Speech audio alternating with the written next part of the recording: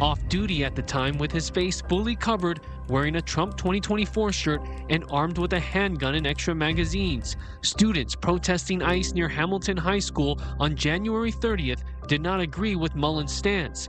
Mullen was a community action sergeant for Phoenix PD's South Mountain Precinct, serving PPD since 2008, and in his last performance review, described as an experienced, professional, and dedicated leader. So nothing from the Phoenix Police Department ever surprises any of us. No matter what comes out of that department, it's never anything good. And everything we've seen so far has been very, I don't even have the words for it.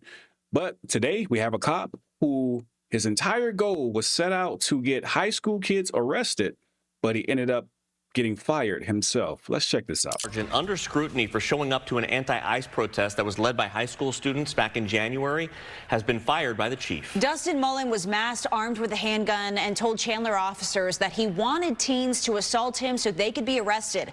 Fox 10 investigator Justin Lum first broke the news of this case in April, and he joins us now in studio with this latest news that he's been fired. Well, a second ago, I stated that nothing comes out of this department is surprising.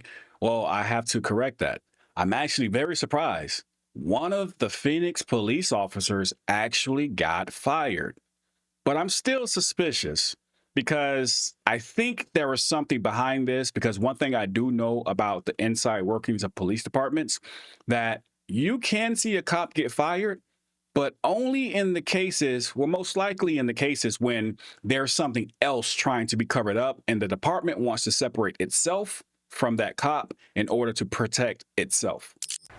And Mark, Christina, Chief Matthew Giordano announced his decision publicly just a few hours ago. Mullen had been on paid administrative leave since April 10th, days after our first report we called Badge Unmasked. This is a major statement made by Phoenix Police, as Giordano says it's essential to address misconduct swiftly and fairly. My plan is legitimately to just let them all assault me and you guys arrest them all, and I will keep it on film. I also have other people filming from distance. My plan is legitimately to just let them all assault me and you guys arrest them all, and I will keep it on film. I also have other people filming from distance. So my goal would be to get all these kids in jail. My goal is to get all of these kids, not one, not two, not three, not four, not five, not six, not even 7 or 8. But I want all of these kids in jail. This cop showed up at a protest, which is constitutionally protected, and he should be showing up to protect their rights. But he literally said this on camera, on bodycam, that his only goal was to show up and make sure all of these kids who are practicing their constitutionally protected rights, he wants all of those children to go to jail.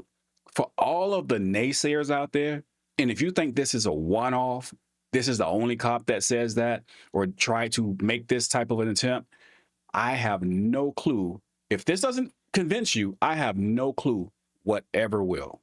If they want to break the law. It's this statement captured on Chandler police body camera footage that has fueled controversy sparked by then Phoenix Police Sergeant Dustin Mullen, off duty at the time with his face fully covered, wearing a Trump 2024 shirt and armed with a handgun and extra magazines.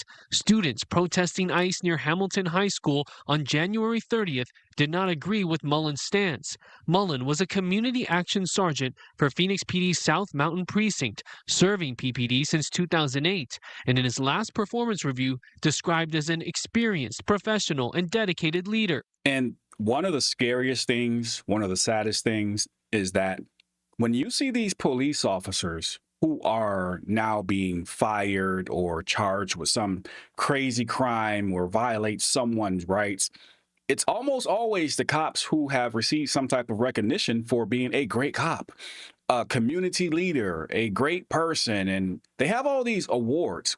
What happened to all of these great cops to make them become such bad people? No, they were never great cops. These were already bad people, and the department was covering it up until they could not cover it anymore. That's scary. There's a lot of cops with these types of track records that are doing this every day to people across this country.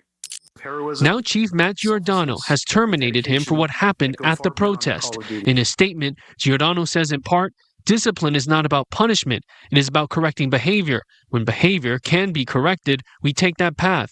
But when an employee's conduct is so serious that continued employment might no longer be viable, the matter proceeds through the Loudermill process. Going on to say, community trust is not something we are owed, it is something we earn every day. The Loudermill process is known as a pre-termination hearing, which happened on Monday. In a civil lawsuit filed by Mullen against the city, his attorney argues that the internal investigation was rushed and influenced by political pressure and media coverage, claiming this is retaliation against protected free speech. During the confrontation with students, one teen girl splashed Mullen with water. He wanted to press charges, yet the Maricopa County attorney declined to prosecute her for assault and disorderly conduct. Mullen's attorney Steve Serbalik responded to the termination decision, saying Sergeant Mullen is disappointed by this decision, but not surprised. While we hoped that the city of Phoenix and Chief Giordano would conduct a thorough and fair investigation, that is not what occurred. So this cop was hoping for a thorough and fair investigation, but yet he's not surprised. And I know why he's not surprised, because he also knows the inner workings of police departments.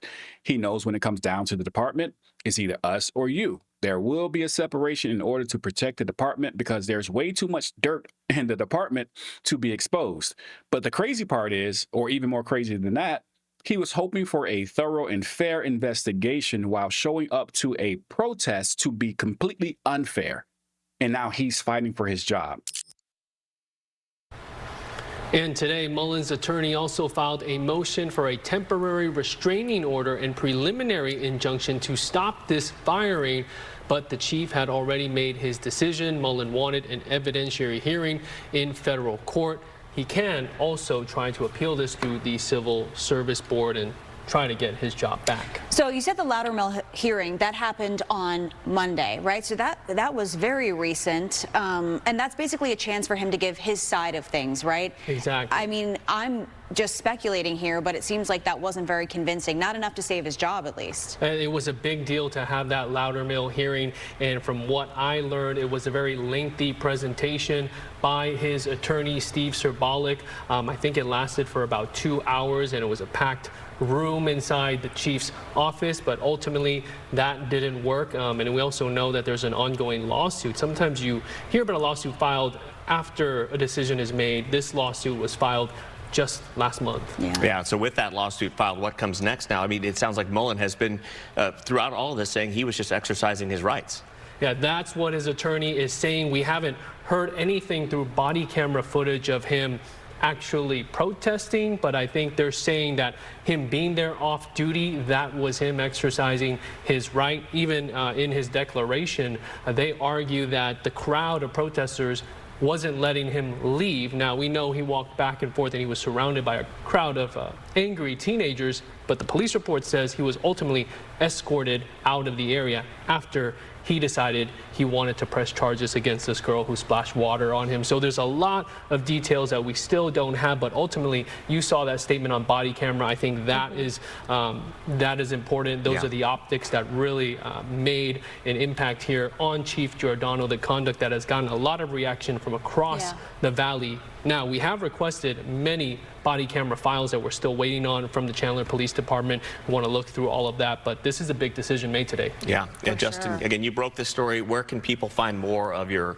coverage on this from the moment that you first aired the first report on this? And as I said earlier, it's actually really scary that, or to know that there are tons of police officers and police departments all over this country that receive awards each and every day, stating how great of a cop they were. They do great jobs around the community, they're community leaders, but every time a cop gets exposed, it's one of these cops with all of those awards.